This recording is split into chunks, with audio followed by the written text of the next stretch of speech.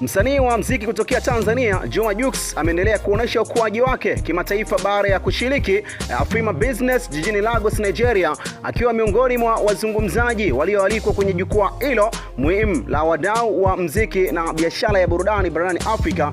Ushiriki wa Juma Jux kwenye jukwaa hilo unaonesha jinsi ambavyo safari yake ya muziki imevuka mipaka ya Afrika Mashariki na kuanza kupata nafasi kwenye soko la Afrika Magharibi, hususan Nigeria. Lakini pia wakati huo Jux ameandika historia nyingine baada ya kuteuliwa katika vipengele vinne kwenye tuzo za Afrima Africa Music Magazine Awards, hatua inayothibitisha mapokezi chanya ya kazi zake kimataifa. Tuzo hizo zinatarajiwa kutolewa Jumapili hii tarehe 11 Januari huko Lagos, Nigeria. Mashabiki na wadau wa muziki wanaendelea kufuatilia kwa karibu kuona kama Jux ataondoka na tuzo moja au zaidi katika ukubwa kwenye safari yake ya kimataifa.